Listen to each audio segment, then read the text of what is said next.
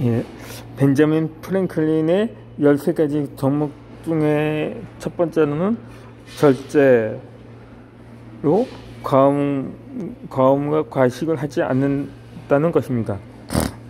두 번째로는 과묵함입니다. 과묵함으로 자신이나 남에게 유익하지 않는 불필요한 말을 하지 않는 것입니다. 세 번째로는 질서로 모든 것을 제자리에 두고 이루어진 일을 제재하는 것입니다. 이다번째로 결단은 살인을 꼭 하겠다고 결심하고 반드시 실천합니다.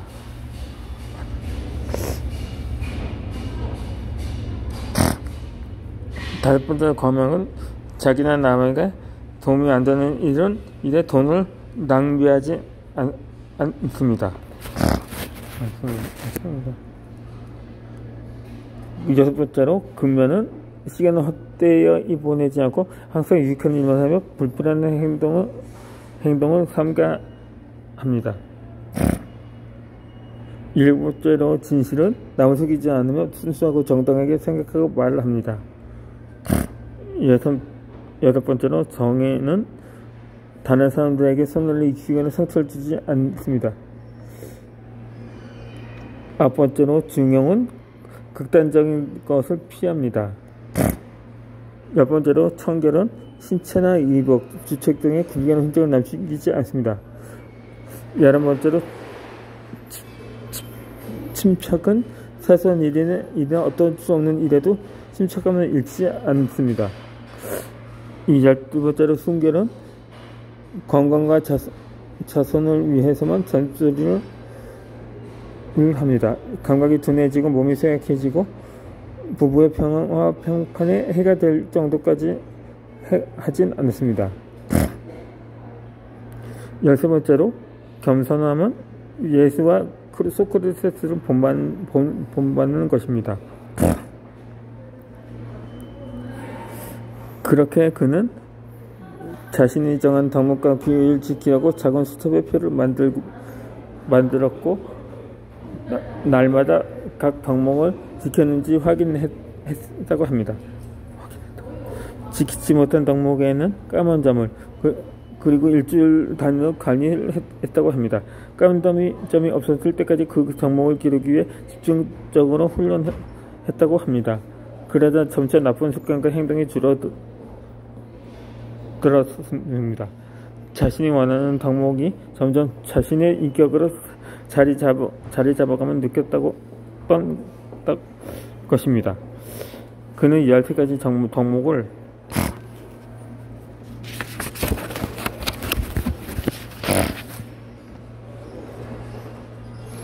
무려 50년 동안 훈련을 했다고 합니다. 그래서 13가지 덕목이 마침내 그의 인격이 되었습니다. 바람직한 인격이 절대로 만들어지지 않습니다. 피나는 훈련과 노력을 기울이고 생각과 말과 행동을 늘 조심해야 가능합니다. 나는 지금도 젊은 시절에 세웠던 인생의 목표를 달성하려 노력하고 있다면서 좋은 사람이 되겠다는 목표, 이것이 평생 노력해야 할 일이라고 말입니다. 바람직한 인성과 인격을 원한다면 자기만의 가치 정력과 규율을 만들어 보기를 권합니다. 그리고 매일 책감에서 훈련해 봅시다. 그러면 머지않은 시간에 그 가치 덕목이 자신의 것으로 자리매김하는 것을 발견할 것입니다. 이 실력을 키우는 것보다 좋은 인성과 인격을 형성하는 것이 더 중요하다는 점을 잊지 마시기 바랍니다.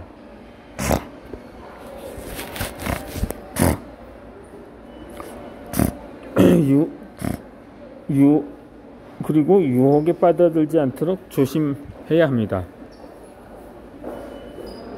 이 중국의 사상가 노자는 화려한 색을 추구할수록 인간의 눈을 멀게 된다면서 세밀한 소리를 추구할수록 인간의 귀는 먹게 된다고, 맛있는 음식을 추구할수록 사람의 입을 상하게 되고 얻기 힘든 물건에 마음을 빼앗기면 사람의 행동은 무자비하게 된다고 했습니다. 이처럼 유혹은 대부분 해서는 안 될 일을 하도록 이끕니다. 유혹에 빠지면 쾌락적인 감정을 느낄 수도 있고 어렵지 않게 원하는 권리감을 얻을 수도 있습니다. 그래서 실패하는 사람들의 공통 특징은 유혹을 잘 견디지 못한다는 것입니다. 에너지가 넘치고 호기심이 왕성한 청소년기에도 유혹에 빠질 위험이 큽니다. 스스로 제어하는 능력이 부족한 때라 쉽게 무언가에 빠질 수가 있기 때문입니다.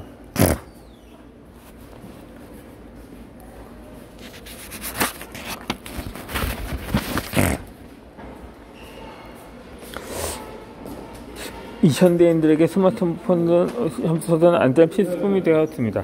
청소년들도 다르지 않습니다. 더구나 코로나 팬데믹으로 지난 3년 동안 학교에 갈 수 없을 때 많은 청소년들이 스마트폰으로 학교 동영상 수업을 시청했습니다. 다양한 수업 자료도 스마트폰으로 업로드하고 해결을 했습니다. 그런데 유용하게 활용해야 할 스마트폰이 삶을 유혹하는 도구가 되기도 합니다. 2021년도 여성가족부는 한국청소년정책연구원과 청소년 통계를 작성했습니다. 그중 스마트폰과 사용 실체를 조사하는 게, 그러니까 10대 청소년 중 10명 중에 4명이, 그러니까 37%는 스마트폰 과의존 위험군이라고 밝힌 바 있습니다. 해마다 위험군 수치는 증가하고 있다고 합니다. 편리하게 사용하는 스마트폰이 어느새 청소년들의 삶을 위협하는 도구가 되어버린 것입니다. 삶을 유혹하는 것은 우리 주변에 항상 도사리고 있습니다. 미국의 유명한 웨스트 라이브스톡이라는 저널에 실린 유혹은 아예 현관 발에 기대고 서 있다는 글처럼 문만 열고 나가도 삶을 방해하는 요소가 널리 있습니다. 이런 유혹에 현명하게 대처하지 않으면 수렁에 빠지게 됩니다. 유혹이라는 수렁에 빠지면 중독으로 연결됩니다. 자신도 모르는 사이에 통제할 수 있는 지경에 이릅니다. 중독은 좀처럼 빠져나올 수 없습니다. 삶의 발동을 잡고 늦어서 꿈의 길을 걷지 못하도록 만들어 버립니다. 그런데 청소년들은 이런 위험성을 잘 느끼지 못합니다. 마음만 먹으면 언제든지 그만둘 수 있다고 생각합니다. 그러나 한번 중독에 빠지면 쉽게 헤어나올 수 없다는 것을 꼭 기억해야 합니다. 이 그리스의 철학자 아리스토텔레스는 수단을 더 동원할 게 아니라 욕구 수준을 낮추라는 말을 했습니다.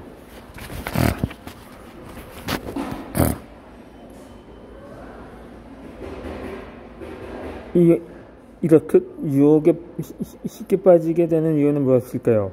대부분 유혹은 한 번의 거짓말, 한 번의 게임, 한 번의 야동, 클릭 한 번에 시작합니다. 그러므로 유혹에 빠지지 않으면 단 한 번을 조심해야 합니다.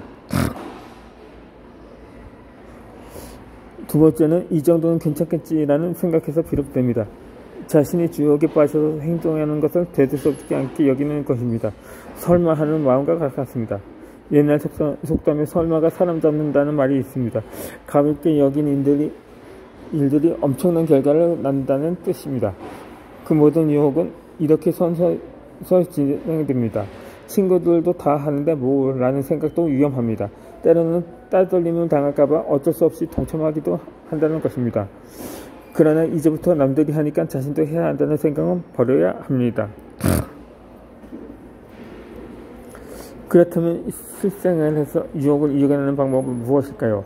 자신이 현재 빠져있는 것과 반대되는 것을 찾아 시도하는 것입니다. 예컨대 오염된 물에 맑은 물을 계속 틀어놓으면 깨끗해지는 것과 같은 원리입니다.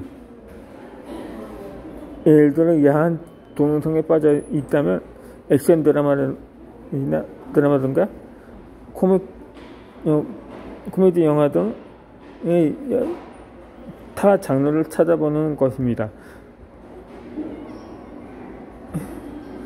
영화 한 편이 주는 웃음과 감동을 안다면 야정에 나는 유혹에서 빠져나올 수가 있을 것입니다. 인터넷 게임에 빠졌다면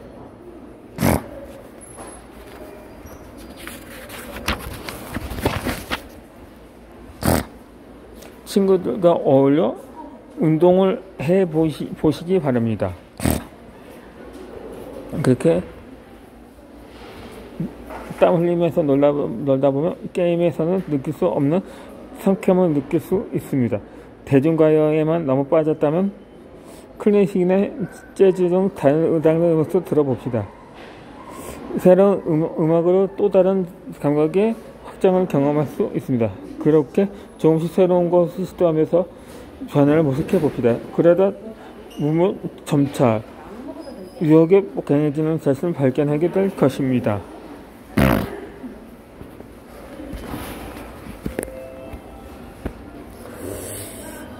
한 방으로 끝나는 인생은 없습니다.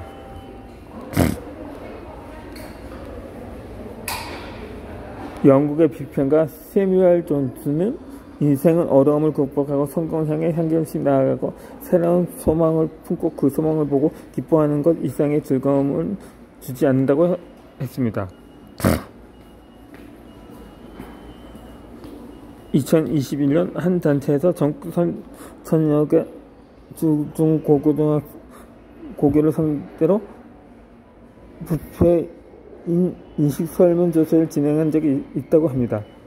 보는 사람이 없으면 법을 지키지 않아도 된다고 생각하는 학생은 47.3%, 뇌물 소소라도 문제를 기꺼이 해결할 것을 응적하는 학생은 27.3%였다고 합니다.